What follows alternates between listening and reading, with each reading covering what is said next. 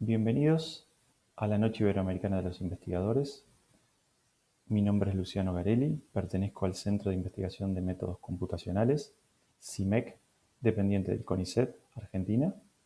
En esta presentación les voy a comentar sobre un proyecto denominado Biotrafo, financiado por la Unión Europea, la cual tiene como objetivo analizar el desempeño de aceites biodegradables, los cuales son utilizados para la refrigeración interna de transformadores eléctricos. En este proyecto participan también la empresa Tadeo Cerveni, fabricante de transformadores de Argentina, y la Silesian University of Technology de Polonia. El título de esta presentación es Análisis de un transformador eléctrico refrigerado con ésteres biodegradables mediante simulación numérica. El objetivo de esta presentación es describir el proceso de modelización numérica de la termofluidodinámica en un transformador de distribución, el cual es fabricado por la empresa Tadeo Cerveni, y se emplearán durante este análisis aceites vegetales, los cuales son biodegradables, para su refrigeración interna. En una primera instancia se requiere la determinación de las pérdidas de potencia en el interior del transformador, lo cual producirá o generará calor en su interior. Esto se logra mediante una serie de simulaciones del tipo electromagnéticas que se realizarán utilizando un código específico. Para el modelado de la termofluidodinámica se utilizará otro código numérico, el cual se llama Code Saturn, que es desarrollado por la empresa EDF de Francia y es de acceso libre. Los resultados obtenidos se compararán con aquellos en los cuales se utiliza aceites minerales, los cuales son derivados del petróleo. A modo de introducción, vamos a ver qué es y para qué se utiliza un transformador eléctrico. Un transformador eléctrico es una máquina eléctrica estática de corriente alterna que se utiliza para variar alguna propiedad de la corriente, como ser el voltaje o la intensidad, manteniendo la frecuencia y la potencia. Se basa en los principios de inducción electromagnética y transfiere energía de un circuito eléctrico a otro. Dentro de los transformadores eléctricos encontramos transformadores del tipo rural, que se utilizan para distribución eléctrica en ámbitos rurales, transformadores de distribución de mayor tamaño, que se utilizan en ciudades, y finalmente transformadores de potencia o de extra alta tensión, que se utilizan finalmente en la zona de generación. Estas imágenes que vemos aquí son transformadores producidos por la empresa Tadeo Cerveni. El transformador se encuentra constituido por sus bobinas, un núcleo y en la parte exterior se encuentra la cuba, la cual se vincula con aletas o radiadores. Estos elementos sirven para disipar el calor generado en su interior y contener aceite. Las bobinas son generalmente de cobre enrollado, tienen un devanado primario y uno secundario. Se suelen enrollar una dentro del otro para reducir al máximo las pérdidas. Entre los arrollamientos se coloca una capa aislante. Lo más habitual es encontrar el devanado de baja tensión enrollado sobre el núcleo y el devanado de alta tensión enrollado sobre el devanado de baja tensión. Luego tenemos el núcleo, que está formado por varias láminas u hojas de metal, material que es ferromagnético, que están apiladas una junto a la otra, sin soldar, similar a lo que uno encontraría en las hojas de un libro. La función del núcleo es mantener el flujo magnético confinado dentro de él y evitar que éste fluya por el aire, lo cual aumentaría las pérdidas y reduciría la eficiencia del transformador. También tenemos lo que son las aletas o los radiadores. Estos elementos son los encargados de realizar el intercambio de calor entre el aceite interior y el aire exterior. Bien, Ahora veremos cuál es la función del aceite en el interior de un transformador eléctrico. El aceite tiene la función de ser un elemento refrigerante y a su vez aislante.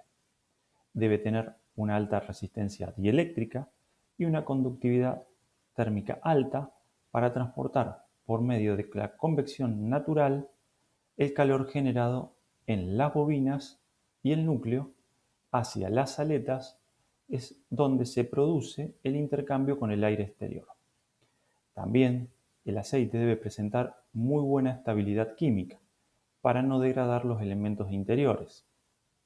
En la imagen de la izquierda vemos una imagen termográfica solapada con la imagen del transformador, en donde se puede ver en una escala de colores la temperatura de la parte exterior del transformador, ¿sí? Los lugares donde se ven más clarito o tonos hacia el blanco son los lugares de mayor temperatura y en los lugares más oscuros son los lugares de menor temperatura. A la derecha vemos un esquema del proceso de circulación del aceite en el interior de un transformador. El aceite, en contacto con las bobinas y el núcleo, eleva su temperatura. Esto hace que, mediante una variación en la densidad, se produzca un fenómeno de flotación y tienda a ascender en el interior del transformador. En la parte superior es canalizado hacia los radiadores o las aletas, en las cuales produce un intercambio con el medio exterior, puntualmente con el aire, y su temperatura se reduce. Esta reducción en su temperatura hace que la densidad del mismo aumente, produciéndose una circulación hacia la parte inferior de las aletas o del radiador, volviendo a ingresar a la cuba por la parte inferior a una temperatura menor y comenzando nuevamente el ciclo de refrigeración. Todo este proceso de convección en el interior del transformador transporta el calor generado en las bobinas y en el núcleo hacia las aletas o el radiador y finalmente al aire exterior. Como se mencionó, este proyecto tiene como objetivo estudiar y desarrollar aceites vegetales para la utilización en transformadores, frente a la utilización de aceites minerales, los cuales se utilizan tradicionalmente para este fin. Frente a las ventajas en la utilización de estos aceites vegetales, encontramos que tienen un menor riesgo e impacto medioambiental, presentan una mayor seguridad contra incendios, ya que presentan un punto más alto de inflamación, reducen muchísimo los peligros o riesgos para la salud de los operarios, tienen muy buena biodegradabilidad, ya que proceden de fuentes naturales, produce una reducción en lo que es la degradación de la celulosa, que es el papel utilizado como elemento aislante entre los distintos devanados en el bobinado, pero frente a las desventajas que podemos mencionar se encuentran que hay una reducción en las propiedades dieléctricas, principalmente a bajas temperaturas. También se encuentra que su punto de fluidez es mayor cuando las temperaturas son bajas y tiene cierta tendencia a producir gases en el interior del transformador.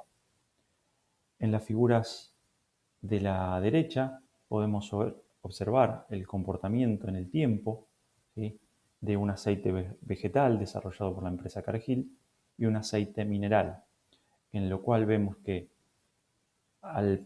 con el paso del tiempo el aceite mineral termina degradando totalmente la celulosa o el papel, mientras que el aceite vegetal presenta un mejor desempeño.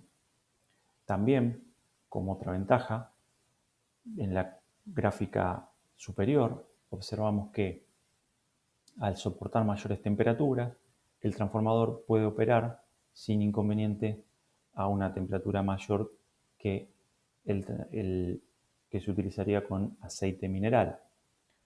Esta ventaja también se la puede observar si se hace trabajar al transformador a la misma temperatura que el aceite mineral y tendría como ventaja una extensión de la vida útil de dicho transformador.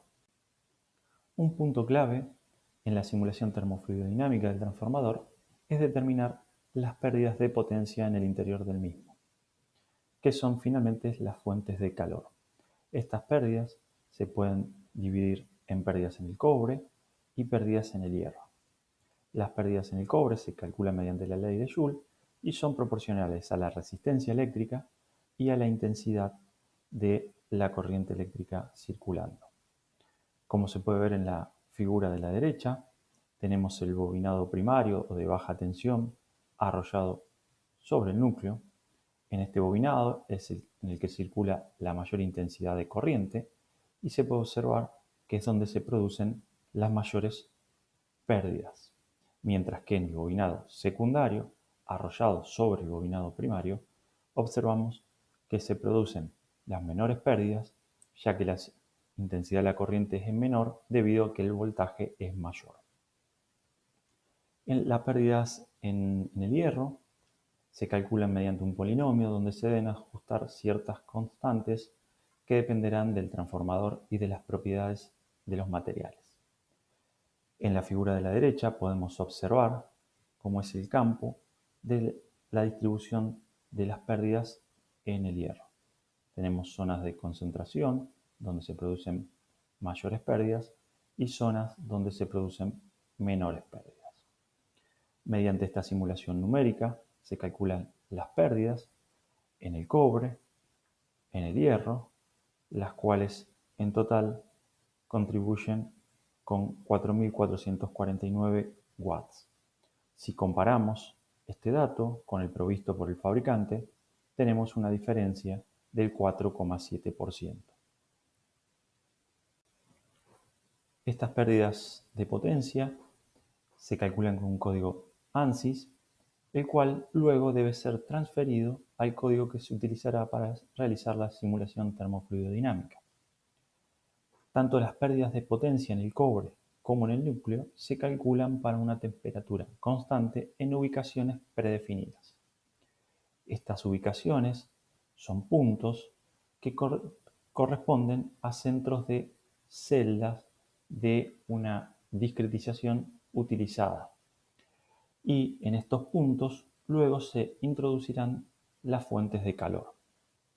Tras alcanzar un estado estacionario, las pérdidas de potencia en el cobre y en el núcleo se actualizarán y se calcularán nuevamente, ahora con un campo de temperatura variable y no constante como se hizo en una primera etapa. Por último, estas fuentes de calor nuevamente calculadas se actualizarán en el código en el cual se realiza la simulación termofluidodinámica. Este es un proceso iterativo que se realiza hasta alcanzar un estado estacionario entre lo que respecta a las pérdidas de calor y la transferencia de calor con el medio ambiente. Finalmente, luego de este proceso de iteración, se llega a un valor que difiere en un 3,3% del valor provisto por el fabricante en sus hojas de datos, lo cual nos da una certeza respecto de el cálculo de pérdidas en el interior y podemos verificar, ¿sí?, los resultados numéricos con resultados experimentales provistos por el fabricante. Para realizar la simulación numérica del transformador, se parte de los datos geométricos del CAD provisto por la empresa, el cual se comienza a trabajar y a reducir en su complejidad y se opta, debido a distintos planos de simetría que posee un transformador, por simular o modelar solamente un cuarto de dicho transformador, como se observa en la figura de la derecha, con el objetivo de reducir el costo computacional de esta simulación, ya que si optamos por resolver el transformador completo, estaríamos cuadruplicando el costo computacional de la simulación. Siempre que se pueda reducir el costo computacional es beneficioso utilizando diversos planos de simetría.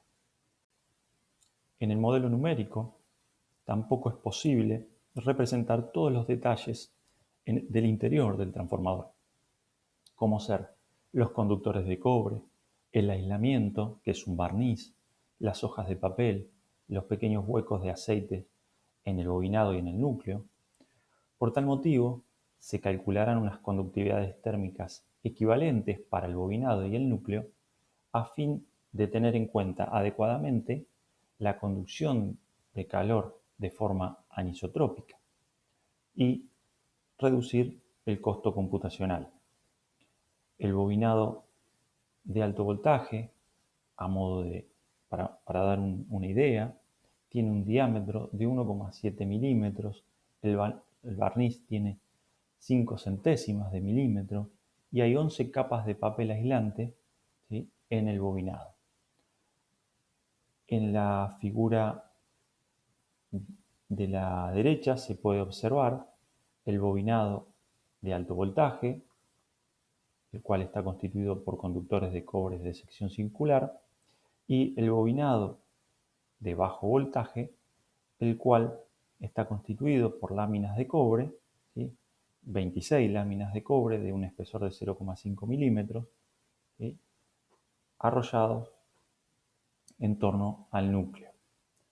En la parte inferior vemos una simulación numérica, la cual nos permite, mediante la simulación de una pequeña sección que involucra a dos conductores, determinar esa conductividad equivalente en las distintas direcciones y luego utilizar estas conductividades equivalentes en el modelo numérico, evitando así tener que simular cada uno de los conductores o cada una de las láminas.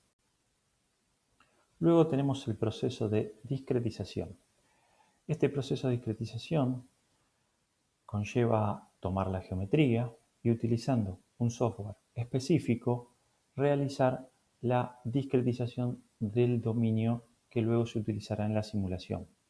La discretización implica dividir a todo este dominio en pequeñas celdas donde se resuelven las ecuaciones que dominan el... Luego tenemos el proceso de discretización. Este proceso implica usar un software específico que divide todo el dominio donde se realizará la simulación numérica en pequeñas celdas. En estas celdas se resolverán las ecuaciones que describen los procesos físicos dentro del transformador. Estas celdas pueden ser de distintas formas geométricas, como ser tetraedros, hexaedros o poliedros. El dominio de simulación estará compuesto por el núcleo, las bobinas, el aceite interno y la cuba exterior. A modo informativo, esta discretización cuenta con un total de 35 millones de celdas, en donde en cada una de estas celdas se resolverán las ecuaciones acopladas para determinar la termofluidodinámica en el interior del transformador para aceites, ya sea mineral, y para el aceite vegetal, con el fin de realizar luego una comparación. En la figura de la derecha podemos observar el proceso de discretización con distintos colores. Vemos el núcleo discretizado en un color rojo, vemos el bobinado discretizado en un color azul y vemos la cuba en el exterior discretizado con un color negro. Tanto el núcleo como el bobinado y la cuba son elementos sólidos, mientras que tenemos en color verde el aceite interior, que va a ser un fluido. En esta discretización no mencionamos al ambiente exterior, al aire, el cual finalmente absorberá el calor generado en el transformador. El exterior no será simulado, no se discretizará, sino que será modelado mediante un set de ecuaciones. El intercambio de calor desde la pared de la cuba con el aire puede ser El intercambio de calor desde la pared de la cuba con el aire exterior no será simulado, o sea, no será discretizado en pequeñas celdas como se hizo con el interior del transformador, sino que es resuelto mediante ecuaciones semianalíticas o analíticas y correlaciones empíricas, con lo cual se realizará un modelado del exterior. Para cada zona de la cuba, la parte superior, la parte inferior, los laterales, se utilizarán correlaciones experimentales para determinar el coeficiente de intercambio térmico. La radiación es incluida dentro de este coeficiente. El calor se puede transferir mediante diferentes mecanismos, como vemos en este ejemplo en la figura de la derecha. Tenemos un mecanismo que es el de convección, en el cual mediante una diferencia de temperatura entre la pared de la cuba y el medio exterior se produce un intercambio de calor, el cual dependerá de un coeficiente de intercambio. No será, ese coeficiente no es lo mismo en la parte superior, en los laterales o en la parte inferior. Otro mecanismo de transferencia de calor es por conducción, donde tenemos un gradiente de temperatura y una conductividad térmica. Este mecanismo de transporte de calor lo veremos en la pared de la cuba, en la bobina y en el núcleo. También tenemos lo que es la radiación, que es la radiación de la pared de la cuba con el ambiente exterior. Este calor o esta cantidad de calor irradiada dependerá también de la temperatura y de la emisividad de la superficie. La superficie, dependiendo del color que tenga, del brillo, emitirá mayor o menor calor. Una vez que se han realizado la discretización, se han introducido las propiedades de los materiales en el código numérico, se procede a realizar la simulación numérica tanto para aceites biodegradables como para aceites minerales y así poder realizar una comparación. Aquí vemos ya resultados numéricos referidos a la temperatura exterior de la cuba. En la figura de la izquierda vemos el resultado referente al aceite vegetal y en la figura de la derecha al aceite mineral. Como se puede apreciar en la gráfica, en color rojo vemos el perfil de temperatura, ¿sí?, del aceite vegetal y en negro el que respecta al aceite mineral. Lo que se observa al utilizar aceites vegetales es que la temperatura de funcionamiento es superior y esto se debe principalmente a que el aceite vegetal presenta una mayor viscosidad. Esto hace que la circulación del aceite se realice a una menor velocidad, ¿sí?, y esta menor velocidad hace que el aceite se caliente más en su recorrido en el interior del bobinado.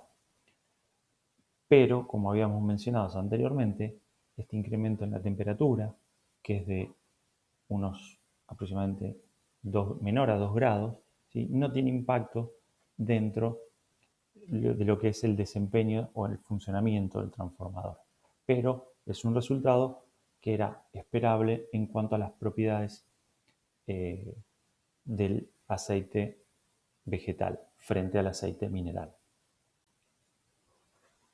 Los resultados numéricos o las simulaciones numéricas lo que nos permiten es tener un conocimiento detallado acerca de la termofluidodinámica en el interior del transformador. Esto no sería posible en un ensayo experimental, ya que no podríamos acceder a conocer o a medir en detalle en cada uno de los canales que tiene el bobinado para su refrigeración. Entonces, mediante la simulación numérica podemos acceder y ver e interpretar los perfiles de temperatura que se generan en el interior del bobinado y así ver cuáles son las temperaturas que se alcanzan en distintas secciones, ¿sí?, y analizar el comportamiento del mismo frente a la utilización de un aceite tradicional como es el mineral.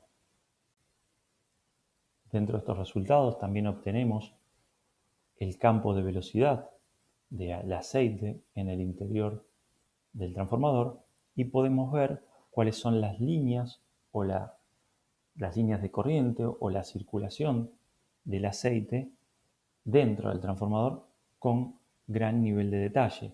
Podemos ver cómo el aceite con menor temperatura ingresa por la parte inferior del bobinado, es calentado, reduce su densidad y mediante esa fuerza impulsora que es la flotación, circula por dentro del bobinado, sale del bobinado, circula hacia la parte superior del transformador donde empieza el intercambio de calor con el medio exterior, circula por el interior de las aletas radiadoras, disminuyendo su densidad y volviendo a ingresar por la parte inferior de la aleta radiadora a la cuba y completando el ciclo de circulación natural dentro del radiador.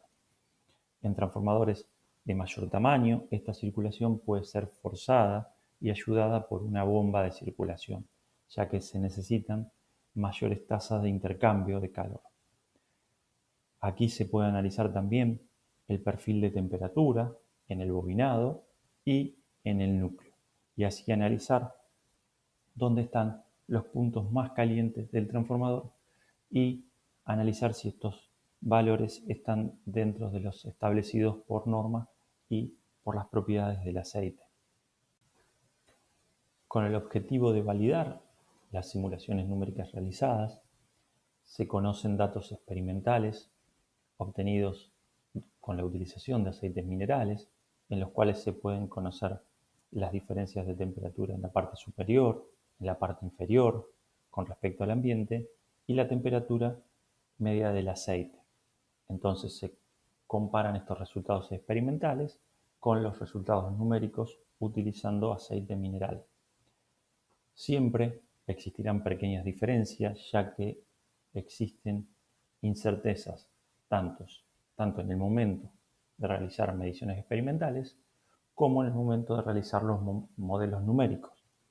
El modelo numérico no puede capturar al detalle todos los elementos que se encuentran en el interior del transformador, sino que se modelan algunos elementos principales, como ser la bobina, el núcleo, pero no se modelan los cables conectores, los pequeños o los bulones o elementos de conexión o de sujeción, ya que eso incrementaría de forma notable el costo computacional y el tiempo para realizar una simulación numérica.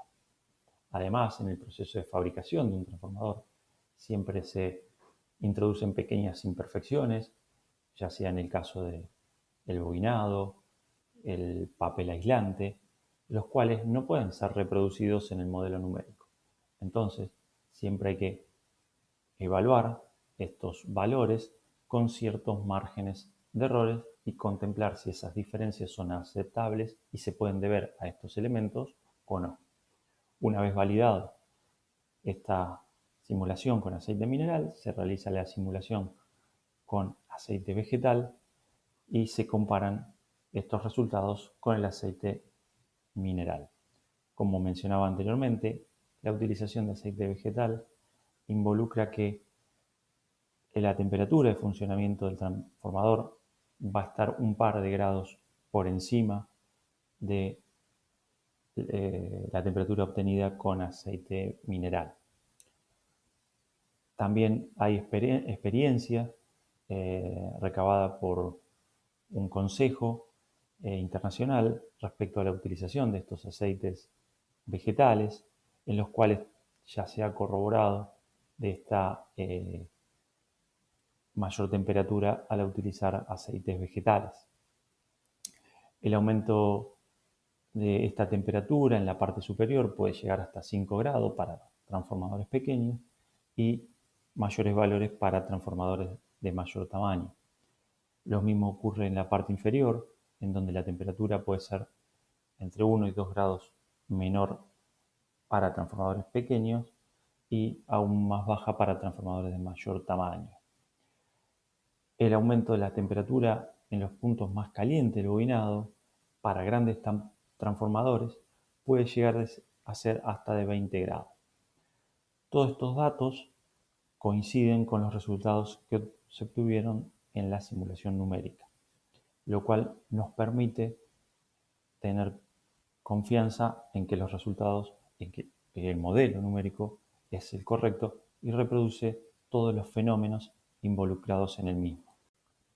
Dentro de las conclusiones de este trabajo, podemos mencionar que se analizó numéricamente el comportamiento fluidodinámico y térmico de un transformador de distribución con refrigeración natural. El análisis estuvo focalizado en la influencia que tiene el uso de un éster biodegradable o aceite vegetal para la refrigeración en el transformador.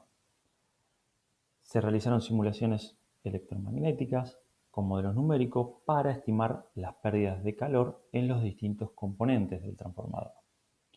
Los resultados obtenidos están en buena concordancia con datos experimentales proporcionados por el fabricante con pequeñas discrepancias. Se estimaron conductividades térmicas equivalentes en los distintos componentes a fin de tener en cuenta la conducción de calor anisotrópica con modelos de bobinas simplificados. Se observó que el patrón de circulación del aceite es similar en ambos casos, pero las velocidades obtenidas en el caso de utilizar aceites vegetales son significativamente menor debido a su mayor viscosidad cinemática. En consecuencia, el transformador refrigerado con ésteres funciona a una temperatura media más alta que en el caso de utilizar aceites minerales.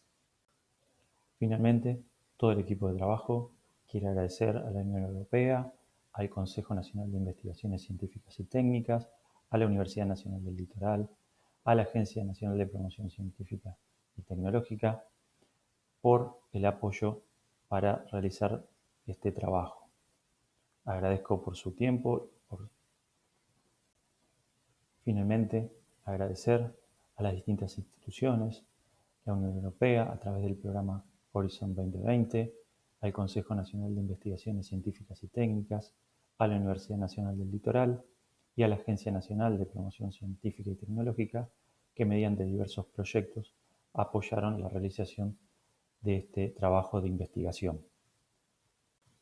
Y a los organizadores del evento Noche Iberoamericana de los Investigadores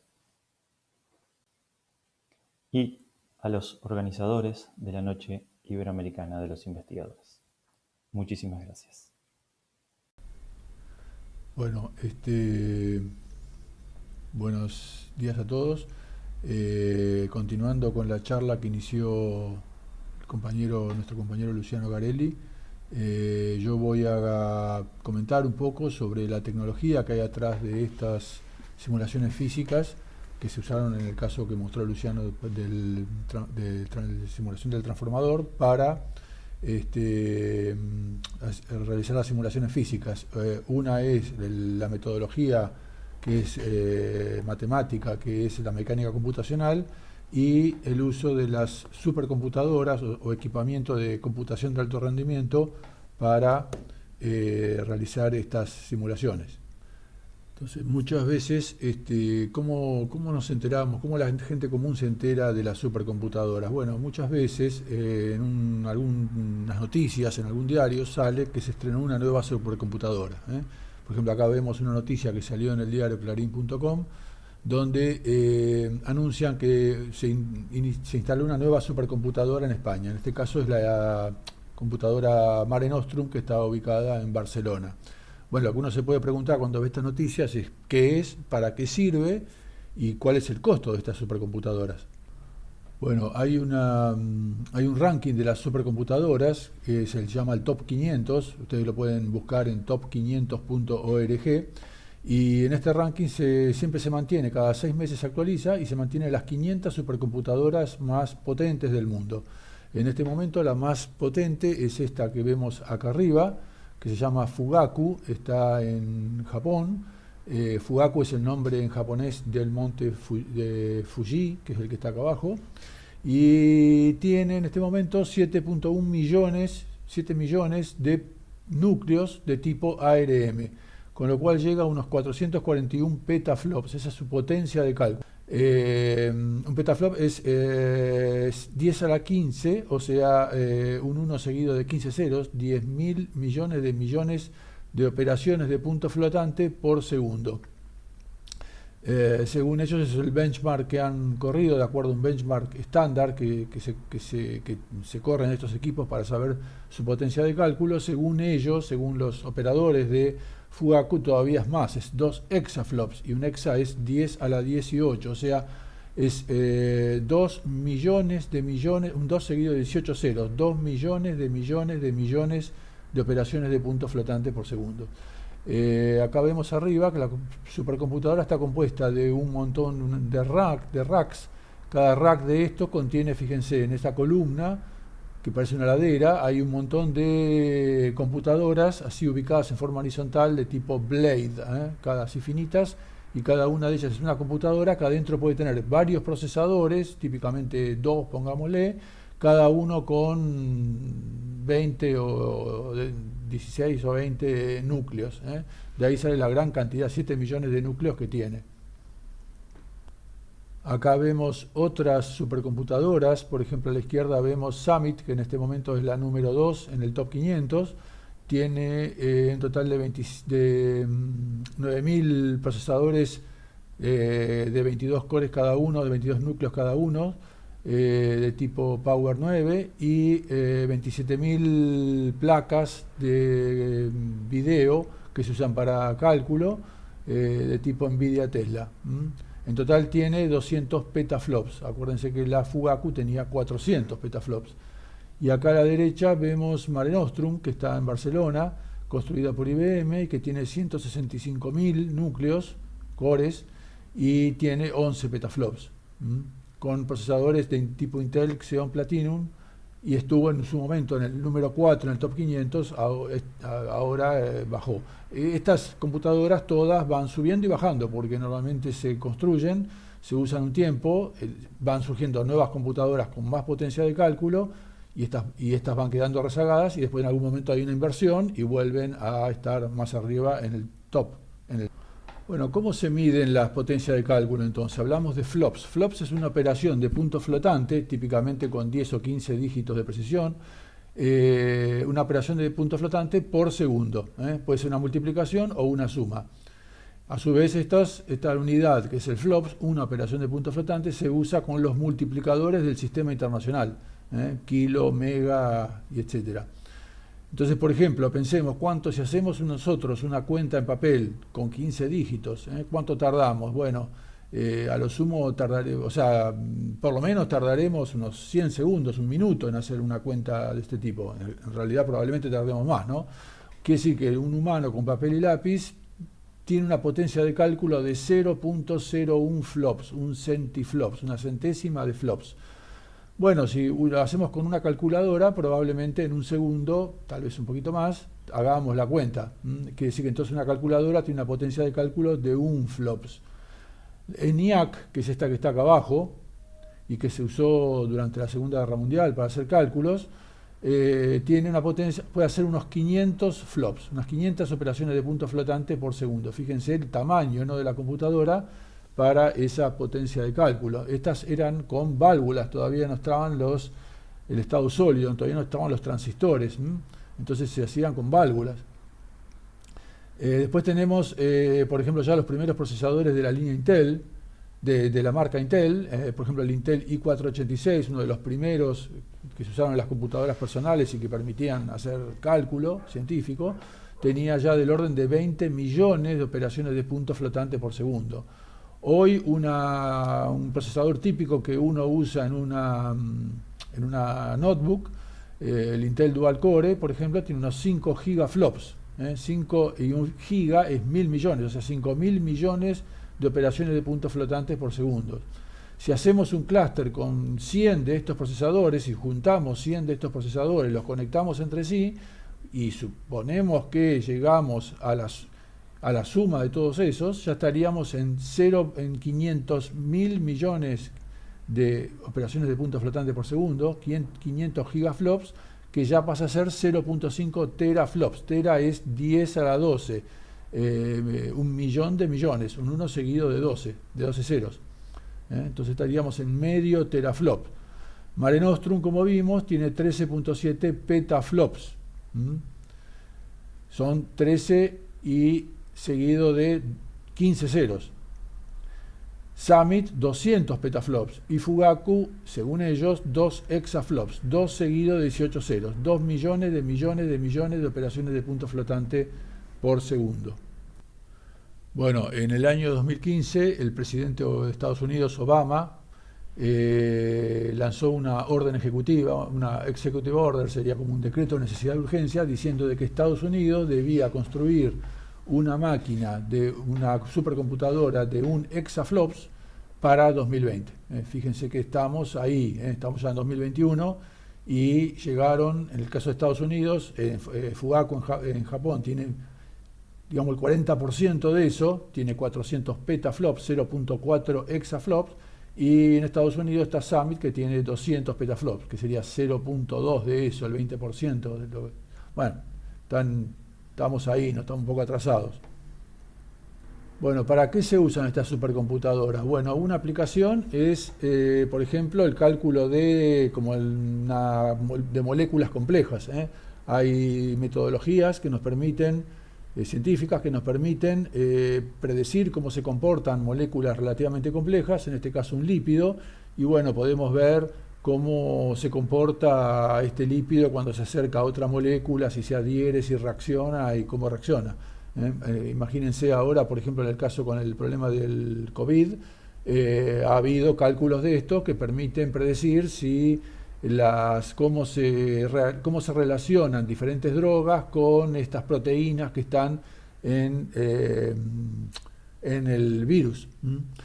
Otros cálculos pueden ser en astrofísica, una explosión de una supernova, la explosión de una estrella, como está acá a la derecha.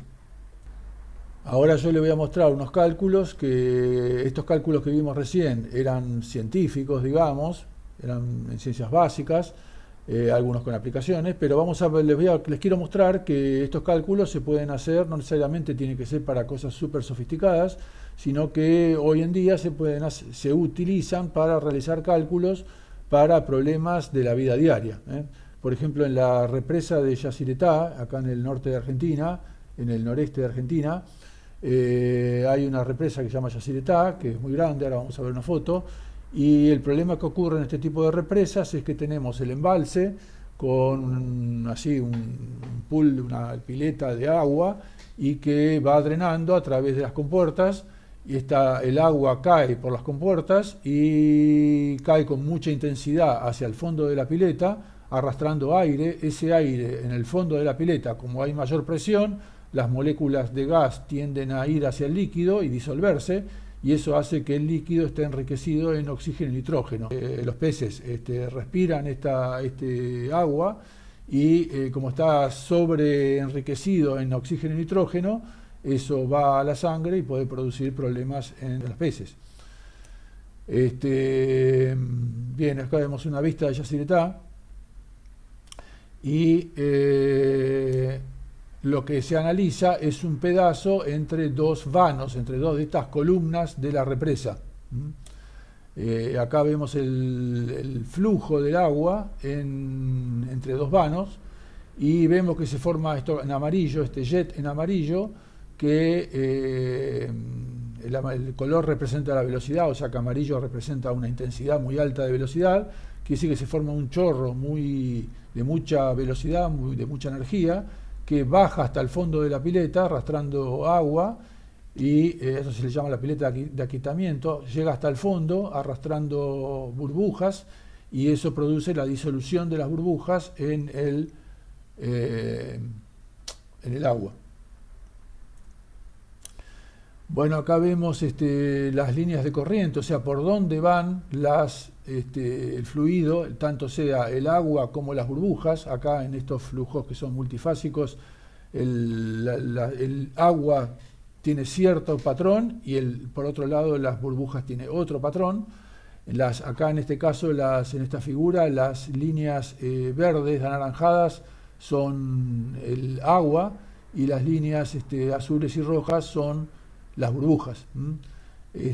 Bueno, en fin, lo que se ve es que el aire es arrastrado hacia abajo y, como les dije, se produce una disolución en el fondo. Entonces, la idea de estos cálculos en este caso fue cómo diseñar la forma del vertedero para que se produzca la menor disolución posible, para que el agua no vaya hacia abajo, por lo menos en las situaciones donde el flujo en la represa es menor. Bueno, acá vemos otro cálculo que hicimos, que es el encendido de un motor cohete. Acá vemos un típico motor de un cohete, y acá el encendido del mismo. Lo que ocurre cuando se enciende un motor de estos afuera de la atmósfera es que tenemos afuera de la atmósfera, o sea, una presión muy baja del orden de 100 pascales, es un milésimo de la presión atmosférica normal, y en el momento del encendido, en la tobera del cohete hay una presión muy alta del orden de 6 atmósferas. Entonces se produce una onda de choque muy intensa. Las ondas de choque, la intensidad se mide de acuerdo a la relación entre las presiones. Vemos que en este caso es más de 1000, y esa onda de choque se va propagando a través de la campana del motor, y eso produce un desbalance de fuerzas que puede ser muy peligroso para la estabilidad del cohete. Entonces, predecir el avance de la onda de choque durante el encendido a través de la campana del cohete, y si eso puede producir un desbalance de fuerzas, es algo muy importante. Y todo este encendido de este cohete se produce en un tiempo que es menor a 1 milisegundo, así que imagínense lo difícil que son estos cálculos, ¿no? Bueno, este otro caso es acá vemos arriba un plano, una vista aérea de la ciudad de Buenos Aires, la línea del ferrocarril Sarmiento, que está sale de Capital Federal y va hacia la provincia. Hay un pedazo de ese trayecto que va por trinchera, o sea, va por debajo del nivel de la calle, y en un momento se planeó techarlo. Es una obra que quedó pendiente finalmente, pero se planeó techarlo. El tema es que al planear techarlo, se planteó el problema de qué pasaría si se produce un incendio. Hay que hacer un cálculo de seguridad, que es qué pasa si se produce un incendio de un vagón adentro de ese túnel que se forma. Entonces, lo que hay que predecir ahí es si se produce un incendio, cuánto es el tiempo que tiene disponible para escape las personas. En los problemas de seguridad hay dos parámetros importantes. El tiempo disponible para escape, eso depende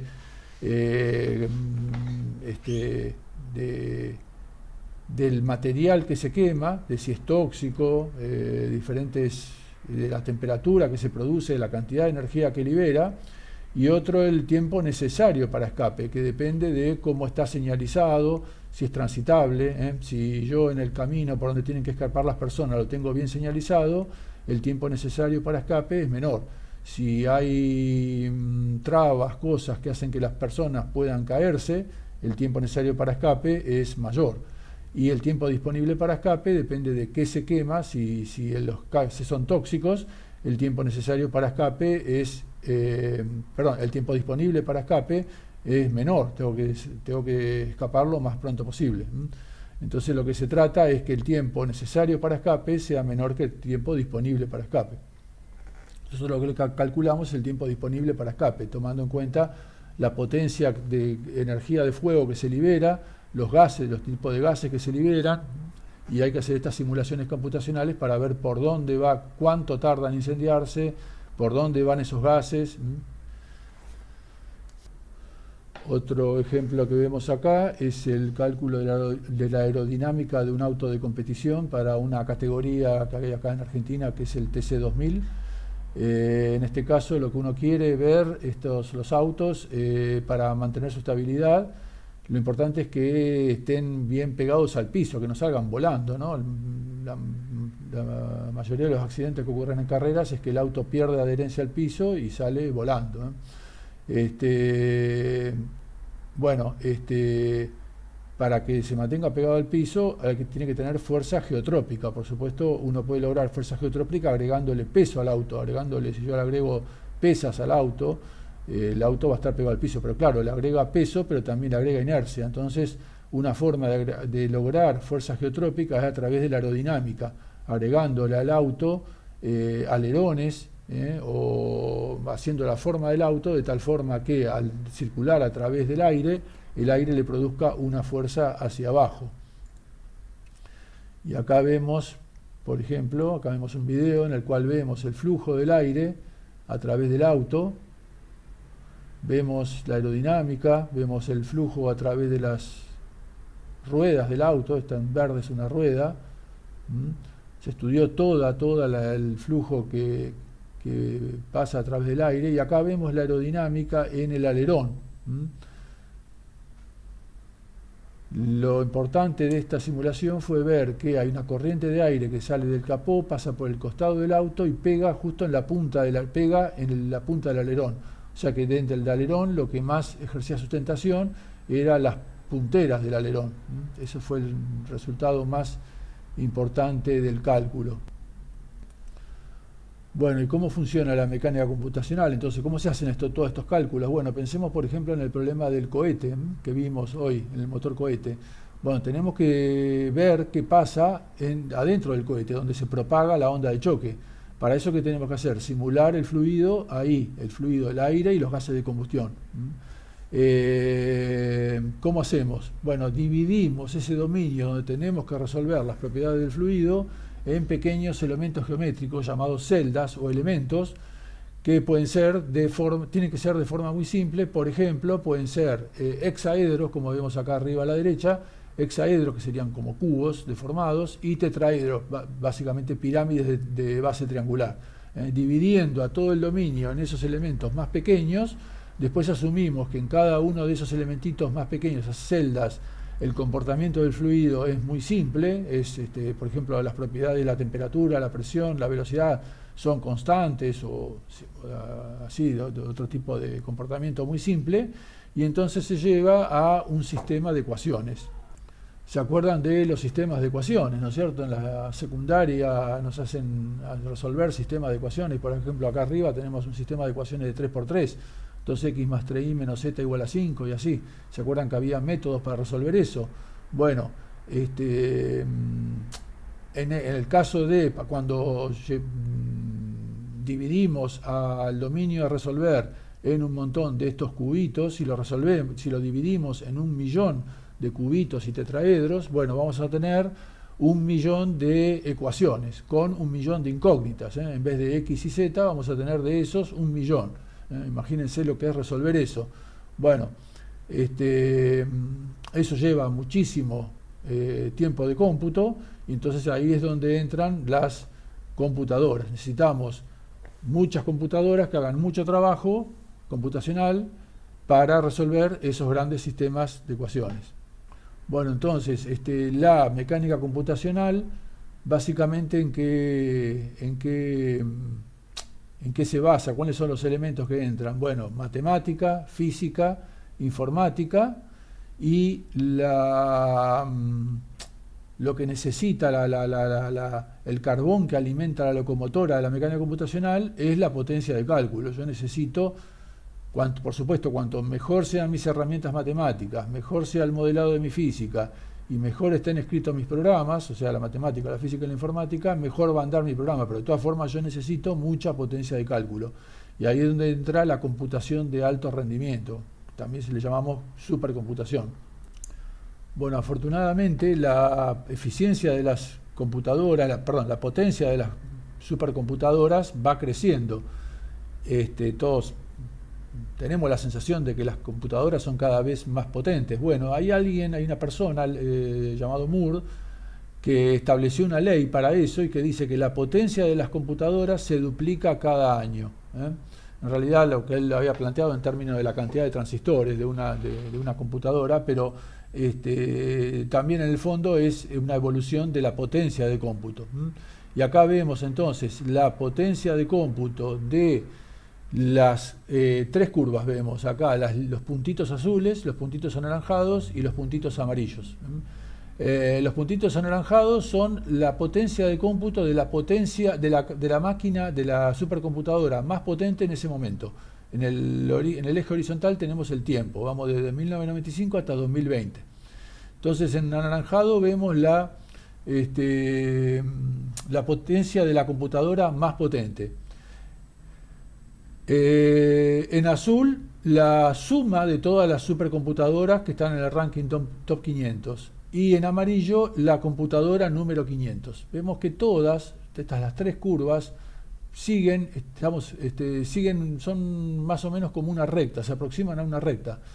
Y fíjense que los ejes son en horizontal el tiempo y en vertical la potencia en flops. Tenemos megaflops, gigaflops, teraflops, petaflops y exaflops. Y acá vemos que efectivamente se comportan bastante linealmente. Bueno, al final en estos últimos de 2015 a 2020 hay un poquito una pequeña desaceleración, digamos, y las rectas estas amarillas en trazos amarillo y negro que están acá, estas dos, sería qué pasaría si realmente se cumpliera la ley de Moore. Y vemos que bueno, la ley de Moore se cumple razonablemente. Bueno, acá vemos cómo hacemos para usar esta potencia de las supercomputadoras en problemas como los nuestros, de flujo de fluido. Por ejemplo, acá tenemos el flujo de fluido alrededor de un avión. Entonces es el exterior del avión, que es por donde va el fluido, lo tenemos dividido en un montón de celdas, como explicamos. Celdas que pueden ser cubitos o pirámides, tetraedros o hexaedros. Bueno, si tengo 5 computadoras, como dibujé acá, estas 5 computadoras, si tengo 5 computadoras, bueno, divido todas esas celdas en 5 partes, en 5 pedazos, que son llamados subdominios, y asigno cada uno de los subdominios a cada una de las supercomputadoras. Bueno, entonces cada supercomputadora puede hacer sus cálculos, del cálculo de su pedazo del que le tocó, la computadora 1 el pedazo del subdominio 1, la computadora 2 las celdas de del dominio S2 y así siguiendo, cada una hace su subdominio. Y bueno, en forma, independiente, no es cierto, porque cada una hace el cálculo de sus celdas, pero en algún momento alguna de las celdas de S2 está en contacto con las celdas de S3. Entonces ahí se tienen que mandar información. Entonces para eso necesito una red de alta velocidad. Acá tengo un switch, un dispositivo electrónico llamado switch, que es el que maneja la red, y toda la información va de una computadora a la otra a través de ese switch. Bueno, los switch que usamos nosotros, que se usan en computación de alto rendimiento, son switch que hoy están en los 100 gigabits por segundo. Eso típicamente, fíjense que la red que se usa hoy en una oficina o en una cosa que no se dedica así a cálculos científicos anda en el gigabit por segundo, o sea que estas redes son 100 veces más rápidas. Bueno, acá está la evolución de los clústeres que como hemos ido desarrollando en nuestro instituto, el CIMEC. Originariamente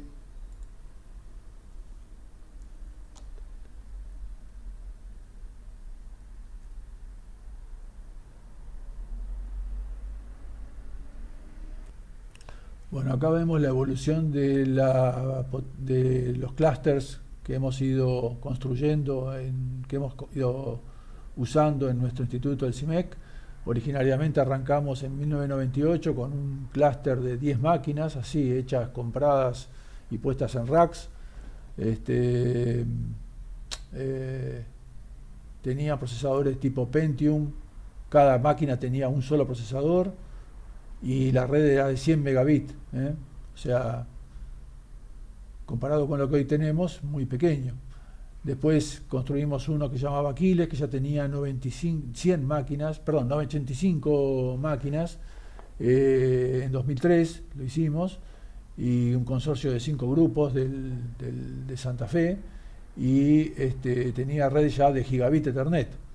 Después construimos otro que le llamamos Coyote, porque en esa época el más rápido llamaba Roadrunner, Correcaminos, entonces nosotros como no íbamos a llegar le pusimos Coyote, y tenía 32 nodos, ya con procesadores multicore de 6 núcleos cada uno, o sea que en total teníamos unos 192 núcleos y red de gigabit Ethernet. Bueno, después empezamos con las placas de procesadoras gráficas, por ejemplo acá la Nvidia Tesla, por eso le puse acá una foto de Tesla. Y después ya en 2015 adquirimos un equipamiento que se llama Seyat, que tiene 70 nodos de tipo Xeon, con 4 núcleos cada uno, en total 280 núcleos, y red InfiniBand de 40 gigabits por segundo. Después en 2016 adquirimos uno de 40 nodos con procesadores Xeon SI2650. Cada nodo tiene 2 procesadores de 10 núcleos, o sea 20 núcleos por cada nodo, o sea que en total unos 800 núcleos, 50 teraflops y red InfiniBand de 56 gigabits por segundo. Bueno, finalmente acá les muestro acá vemos, acá en la esquina superior izquierda vemos el equipo que tenemos ahora, que es este clúster que le llamamos Pirayú, que tiene 40 nodos, como les comenté, y ahora estamos por recibir 44 nodos adicionales. Y acá una simulación que estamos realizando en este momento, que es una simulación de una boya para uso de energía undimotriz, o sea, las olas van moviendo a una boya y a partir de ese movimiento de la boya se extrae energía. Acá vemos la malla de volúmenes finitos con 10 millones de celdas. Y acá vemos la boya, una boya que se está haciendo unas simulaciones experimentales. Esto lo estamos haciendo en colaboración con la Universidad de Santiago de Chile y la Universidad de Valdivia, en la Universidad Austral, que está en Valdivia, en Chile, y ellos tienen un canal de olas y ahí hacen experimentos. Y en particular acá vemos una boya que ya está ubicada en Cantabria, en el norte de España, y acá les voy a mostrar unas simulaciones de la boya. Bueno, este es un caso extremo, la verdad que la boya no va a ser un movimiento tan amplio, no va a salir del agua así como está ahí, pero bueno, como para mostrar un caso extremo de una boya que se está sacudiendo en el agua, ¿eh?